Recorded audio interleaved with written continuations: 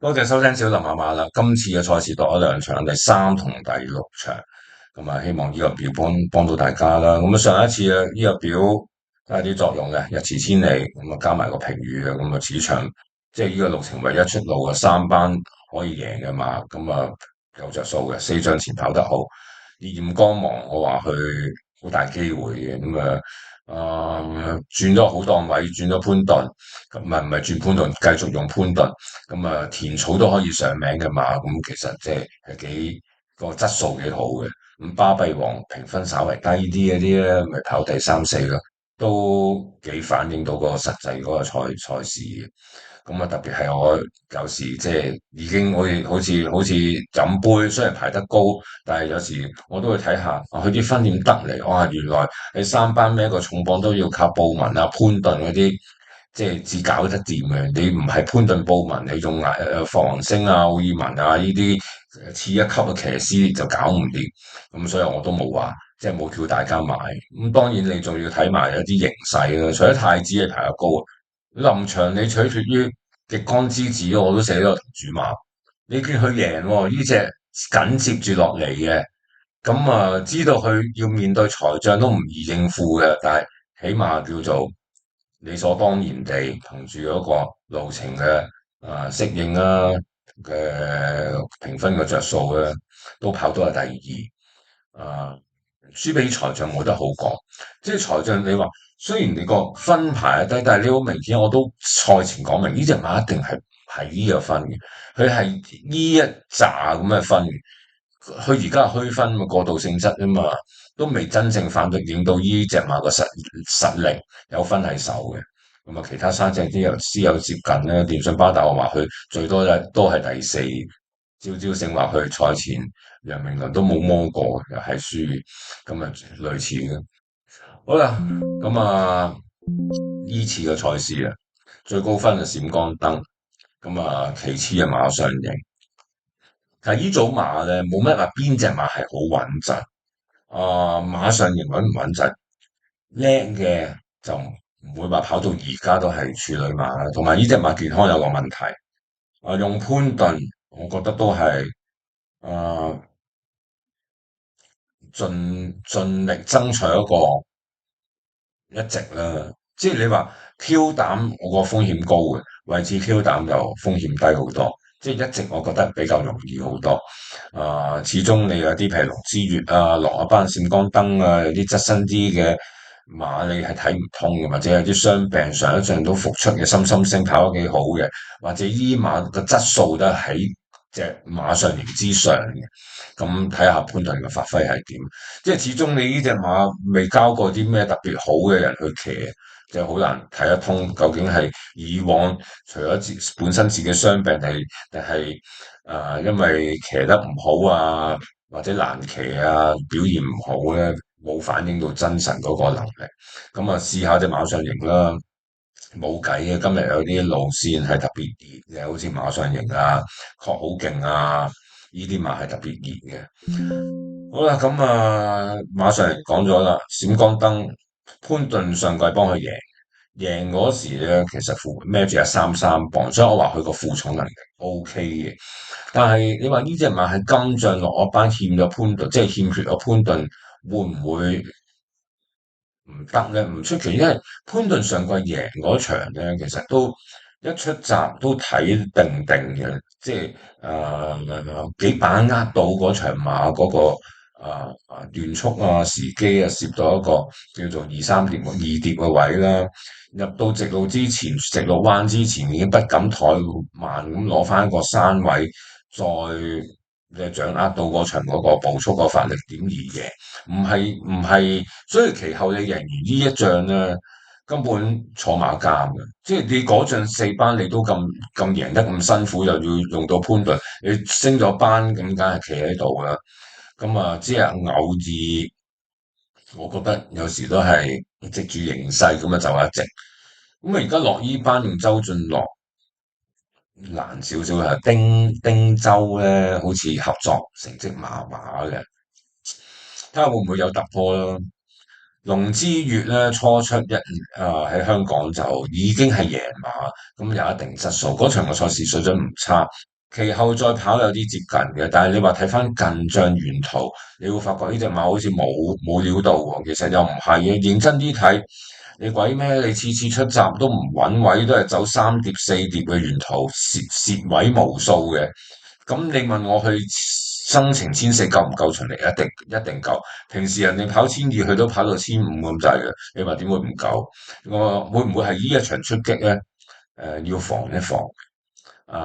始終今日譬如而家講緊159呢三隻馬咧，其實除咗同各自呂建威啊、馬上形係啊、尤達榮啊、閃光燈啊、丁仔，其實呢三隻馬咧都有啲馬主係將一啲譬如團體馬或者一啲叫做同主馬係擺喺尤達榮個馬房度嘅，即係會唔會同路人一齊出擊咧？有咁嘅可能。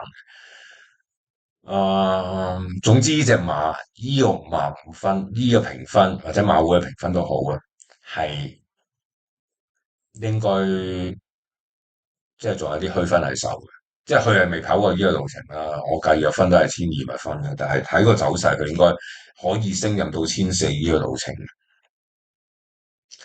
跑千二贏係有少少憑嗰個質素。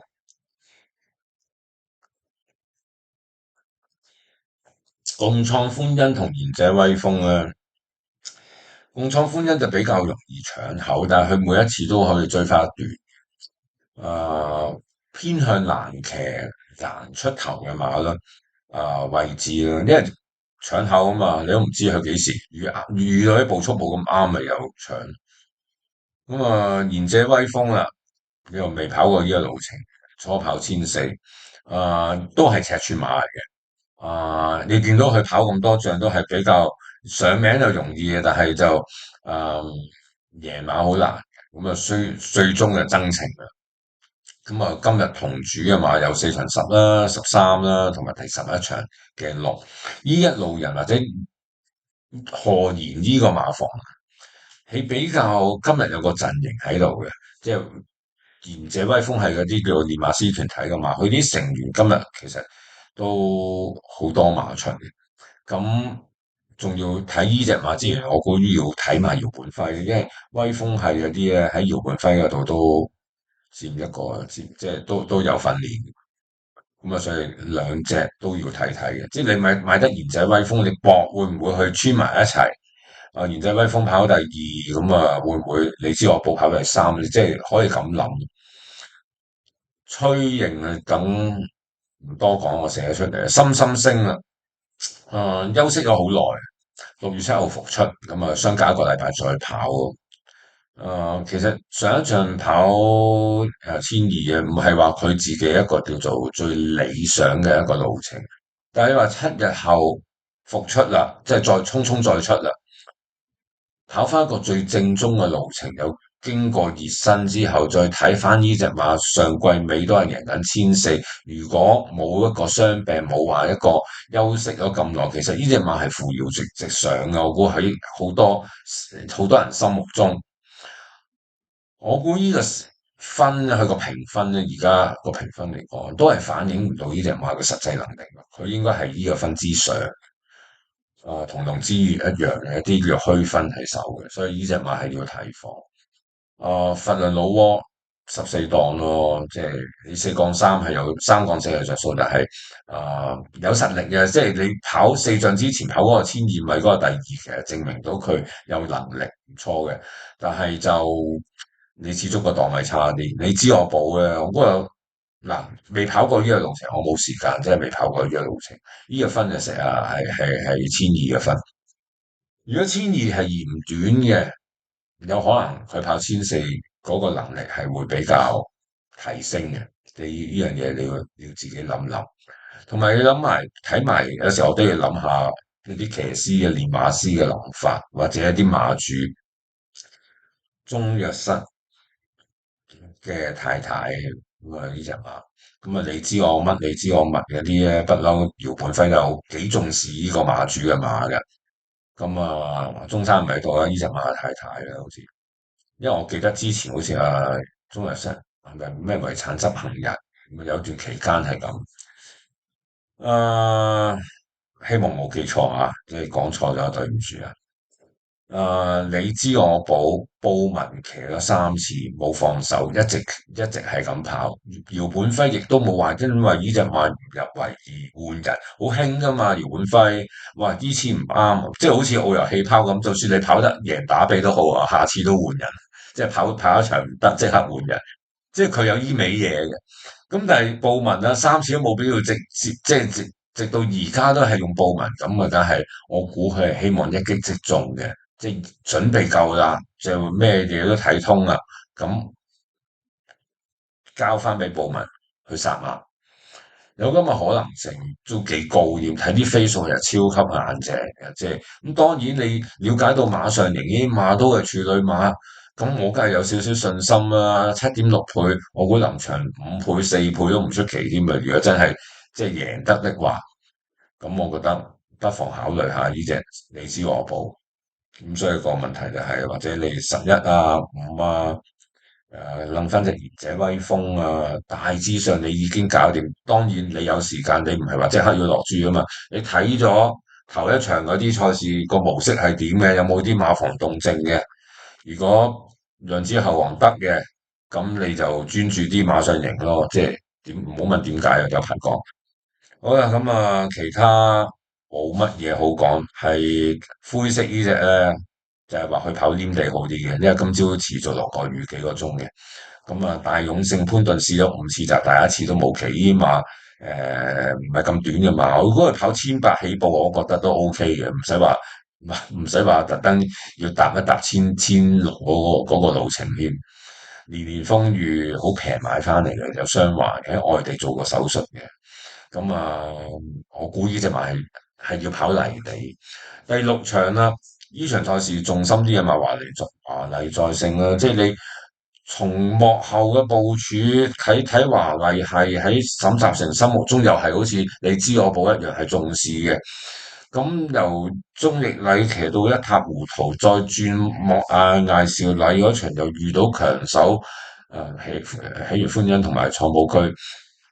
咁佢上一場艾兆禮係已經誒騎到嗰場賽事水準好高，1分11秒，唔係快過標準時間1分1秒19秒2嘅，好快嘅。嗰日跑過2場1400，跑過幾場1200，1200米嗰個段，即係嗰個賽事水準咧，平均係快過標準時間2線嘅啫。但係你去到1400米咧，竟然係快到標準時間，我覺得有型量嗰場係快過標準時間8線，而依隻華麗再贏，即係喜悅歡欣贏嗰場馬咧，直情係快1秒2咁滯，所以我覺得賽事水準高就係咁嘅原因，即係有比較去睇翻1200、1400嗰啲，你對比翻，你咪大概知個場地嗰日去到幾快。啊，用到潘頓超1磅，而家19啊嘛。都即係應該係俾19啊嘛，潘頓最低做榜就係120，咁我覺得潘頓都係要捱肚餓騎呢隻馬㗎啦，咁啊華麗係潘頓騎過啦，華麗再勝，第一季潘頓已經係幫呢個馬主贏馬啦，華麗再勝嗰時，咁可以睇高一線，睇高2線添啦，係咪？另外一隻。要諗下確好勁，佢係比預期熱啲嘅，而一隻上名率啊，又係冇乜表現，即係唔算有啲咩表現啦，命大於實80分嚟香港減空間。呢隻馬初出嚟到香港就係嚟超升，歐洲馬比較難搞，咁馬主跑過2場就轉倉，咁啊轉咗去文家良嗰度，咁啊轉咗倉都無補於事嘅，都跑得唔好，咁其實呢啲馬咧係咪咁適合香港都成一個疑問。但係你話睇翻呢隻馬有咩特點啊？可以話好快地佢係差啲，即係以香港跑咁多好快地嚟講咧，呢隻馬其實真係好蝕底嘅。所以我話點解佢話唔係好適應香港？佢跑得稍為好啲咧，就係好地嗱。今日落咗雨，可能多數都係好地㗎啦，而且跑到呢個第六場個場地淺搭降，應該冇咁快添，比較好少少。如果話臨場再落雨，再可以加多一分。因為呢隻馬你冇話睇佢前一次跑黏地唔得喎，唔上名。其實前一次黏地嗰場咧，佢係一跳出嚟咧，出閘咧就跳躍啊！一出閘係跳咗出嚟失地，咁啊失咗地，咁啊又花咗啲力氣去跟翻馬群，又用咗少少咧入到直路，佢好難睇到隻馬有冇。我覺得未至於咁差，因為佢喺直路上佢係冇乜話真係全力以赴做到最好嘅啫，都係好鬆容嘅。咁睇擺到明個目標都未必係嗰隻，所以呢隻馬咧今日落咗嚟呢一班，即係呢一場度，可以考慮下。唯一擔心啲係騎師嗰個級數嘅，即係巴道上到名，幾人安上到名。都係一啲歐洲師傅比較好啲，韁繩啊、控制啊、判斷力啊、走位嗰啲，我估係呢啲專長啲嘅。梁家俊喺級數上就同幾人安啊、巴道梗係有個分別啦。咁但係都憑住佢話，即係個分啊，稍為超啊，或者都可以諗。羅馬老窩高分啲，但係冇時間，即係唔係呢個路程嘅分啦，只係話參考性質嘅。佢個專長係1650，4季之前啊，即係4年前49分贏過呢個路場嘅，但係 check 翻時間好慢，1分23秒2嘅，即係4班5班都不如嘅個時間，好地㗎嘛。咁啊，所以呢個唔可以話可以參考到啲乜。近仗啊，3、4仗前都有一場跑1 6，但近兩場就再差啲。你會發覺佢嗰個最大嘅弱點就係、你跑翻1650，你已經發覺佢即使你前邊留咗力，但係末段佢都冇一個追勢喺度嘅。呢兩場更加明顯，所以縮程點樣縮程咧？其實我估係馬努力短呢嘅諗法。我估都係盡人事嘅。而家呢場留到最後，咁啊盡第一波衝上嚟，睇下打到去邊度嘅。但係輸蝕嘅呢個跑法喺而家嚟講，而家有幾可後上馬係得，除非你話好慢步速，佢一早擠喺前面走咁啊另計。但係唔睇好咯，整體嚟講，同主馬有隻份量老喎。澳遊波士咧用咗阿黃寶嚟嗰，唔係黃寶嚟，袁幸堯嗰10磅咧，所以就排到咁高分。如果冇嗰10磅咧，即係47咧，就喺準風雲嗰隊。其實呢隻馬咧，即係得個名，因為澳遊字頭啊嘛。你澳遊字頭，好多人就諗澳遊係啊咁樣嗰啲馬王啊嘛。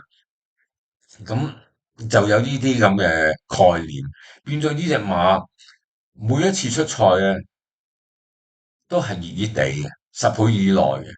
但係有幾可係 OK 咧？上名率唔係高啊，12次即係一 win 一個第三，其實幾失敗。再 check 翻去跑千二贏馬嗰場都唔係一啲叻嘅水準。咁啊跑千4啊，叫做前一仗叫做稍好少少。你話由個10檔轉2檔，再減多10磅，其實我都係覺得盡人事嘅啫。即係呢個馬好命啲，咪俾你3344咯，即係好命啲嘅。除非你一見到袁幸儀喺前面就冇馬上去搞佢，即係俾佢自己帶嚟個零馬位住咁樣嗰類賽事啊，又開個步速唔使太快嗰啲鬼鬼哋嘅賽事，即係但係我覺得唔似啊，唔係咁容易。我唔係睇佢咁高，其他百勝威龍落雨係有幫助，我剔少咗呢隻，應該真係落雨特別好嘅嘛。上次叫久休復出就叫做黏地，對佢有一個特別嘅幫助嘅。咁但係你再睇翻佢前一季贏馬咧，個賽事水準咧唔係話咁好嘅啫，即係有一個飛快嘅前速喺正常地嚟講，但末段嘅啊、轉弱程度好高嘅，呢個勉強叫做啲馬水你係頂得住咁解。我覺得嚟到呢個分咧，其實未必又要頂磅咧，其實唔係話咁容易。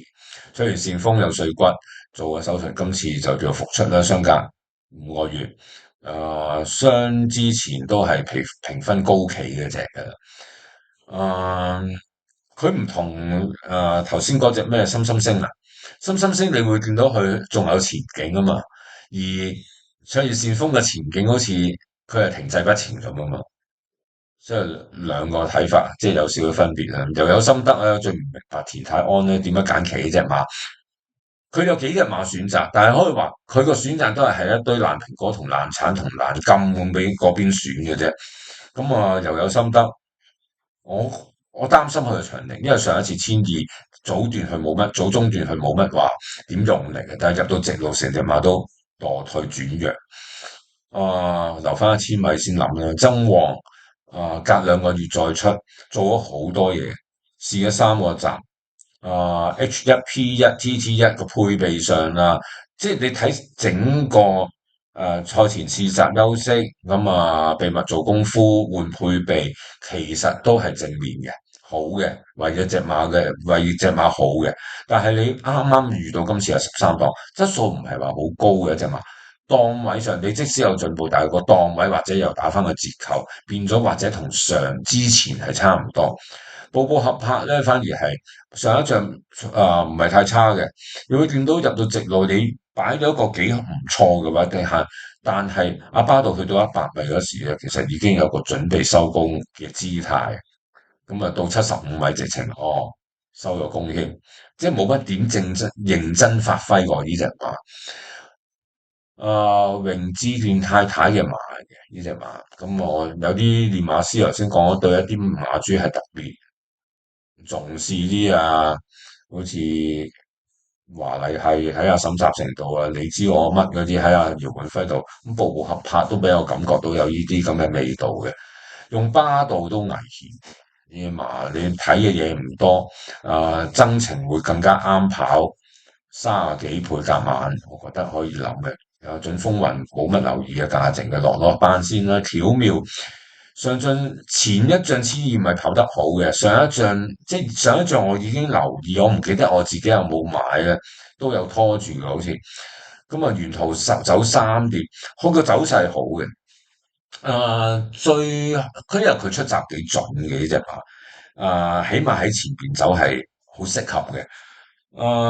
但係因為佢上一次排12檔啦，佢前段又唔想話點用力，所以都係跟3碟。如果佢係搏一搏，再擺前少少走，可以唔係走3碟，佢會更加好。咁直路彎嗰度係最大嘅問題，因為佢比較早發力，想唔好俾前邊嗰隻馬遮住，所以佢早啲發力。咁但係你發到力咁上下，你前邊嗰隻馬又發力，咁帶咗佢出去，差唔多5碟、4碟半、5碟嗰個彎位度。喺嗰段路咧，其實我估佢蝕嘅位都幾多。我自己即係心裏邊估計都起碼蝕2個幾馬位。而最 final 你係輸4個半馬位俾頭馬，其實我覺得算係跑得唔錯。際遇好啲，佢係一隻有能入圍嘅馬。如果你話我冇估錯咧，佢嘅位置啊，即係實際唔係話上一次遇到轉一個大彎，佢個位置或者喺呢一堆之度，即係緊恃住華麗就百勝威龍啊、卓越善豐呢啲。咁卓越善豐又未熱身，又有心得又唔得，呢啲都唔係1,400個分嚟嘅，係咪？或者喺爭旺同華麗在人之間左右啦。所以我覺得呢隻巧妙咧，配合埋今日同主嘅馬上型係幾有得諗嘅20倍。傲然咧，普白領都係一啲叫做一個好好嘅黏地遠地嘅血統，咁可以傲然我唔睇佢，我覺得佢要等增程。反而普白領咧，我仲有啲疑惑嘅。我記得佢跑沙田1,200係跑得唔錯嘅，咁之後咧就轉咗去跑快活谷，咁而家就叫做回師翻沙田，就增程去跑呢個。咁個疑惑就係因為你跑快活谷1,200，佢嗰2仗佢都係飛到成10碟，嗰個外欄貼近外欄嗰個位去衝，咁嗰個位咧個鏡頭咧就永遠係影住頭馬嗰對。你咁愛嗰啲又冇拉遠啲，永遠嗰呢隻咁嘅普白領係唔入鏡嘅。我要睇直鏡先睇到佢係點嘅。但係你會知道啊，睇直鏡你睇唔到，譬如佢開咗邊之後，佢嗰個加速力，你好難睇到嗰個加速力係點，即係變相好難估計呢隻馬實際嗰個能力。譬如你真係發力嗰時，嗰個加速力會點啊？究竟即係類似啊？咁啊，而家跑千四啦，其實係會適合跑，即係我話同埋呢隻組都唔算話啲乜嘢強組，強在兩隻比較實在，即係其實強在華麗在勝嘅啫嘛。確好勁你都要擔心㗎，擔心梁家俊搞唔搞得掂，百勝威龍你而家擔心呢隻馬係咪分盡啊，腳患問題，卓越善豐你要擔心夠唔夠熱身啊，隻腳有冇事啊，又有心啦嗰啲唔使擔心啦。即係變相你看待隻寶白領，其實我同看待隻步步合拍個心態一樣，即係夠癲的話，我會兩隻馬都拖晒，即係搏熱頭兩腳啫嘛，咁可以一試嘅。大致係咁啦，即係至於北極之標嗱，睇佢往績啊，冇乜話邊場賽事啊係特別好嘅。即使上一仗第三仗，你話情有可原，去一出閘俾人夾一夾，咁啊大力觸碰，咁啊沿途咁啊追翻跟翻馬群，用咗少少力，咁啊入到直路，咁啊追翻啊第三都叫好表現，但係嗰場賽事水準相對唔係咁高嘅啫。我自己嘅興趣唔大，即使其實我見到呢隻馬係喺二重啦、孖寶啊。其實都有啲飛落咗，但係我覺得咁落飛呢樣嘢又未必一定係落得準嘅，有時係咪啊？咁或者標係有錢自己馬主落得多咧，所以好難講。嗯，即係麗飛，所以好難講呢隻馬。但係我話心目中呢隻馬唔係話真係咁高，咁啊。兩場賽事啊，咁啊留意下啲同主馬啦，我盡量寫得出嚟嘅，好似上一次嗱，你睇標誌嘅光咁，你會夾到呢啲咯，象係嗰啲馬係咪啊？我都話象係嗰日有財象啦，有幾隻馬象二嗰啲，咁啊都係一連串出手嘅，咁啊馬上仍有巧妙啦，啊浪漫老窩有忽略老窩啦。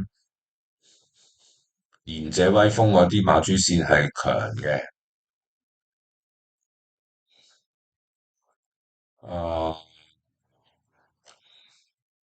百勝威龍又有心得同埋巧妙呢三隻都係同心得係嗰啲團體成員有關嘅馬嘅，或者團體馬啦。係啊，即係賭馬度馬嘅，度馬度得精緻啲、細節啲嘅，即係增加到個信心。即係有時要唔要度得咁細緻啊？啲人問我，即係我朋友都問我。我話冇話嘢，即係你今日知多啲一啲馬咁認識深入少少啊，未必話今次真係一定用得着。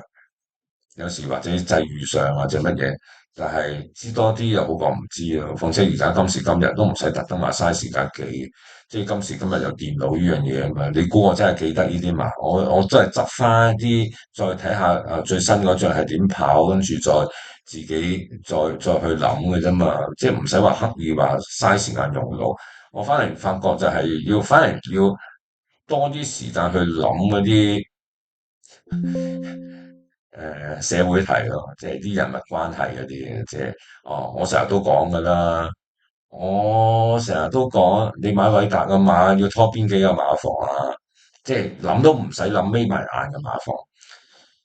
首選阿賀賢啦，跟住姚本輝啦，如果兩個馬房都冇，先諗希斯啊、文家良啊，再睇下馬主有咩路數，即係咁諗你。認識咗啲馬，知道邊啲係可以出擊嘅。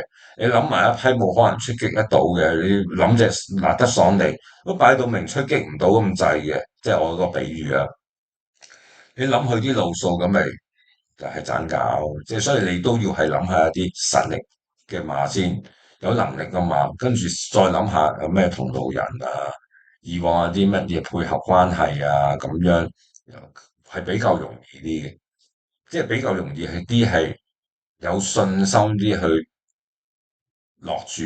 即係我成日都話，你落完注都係自己船頭驚鬼船尾驚賊，好多人都係咁嘅，又冇信心，拖到成抽嘢咁啊，十幾隻馬都拖差唔多全餐，咁啊冇乜意思。即係好啦，咁啊多謝大家收聽，咁啊希望星期三冇馬跑可以休息啦，咁啊下一次黃昏馬又好似星期六嚟嘅，咁啊到時再同大家傾啦，拜拜。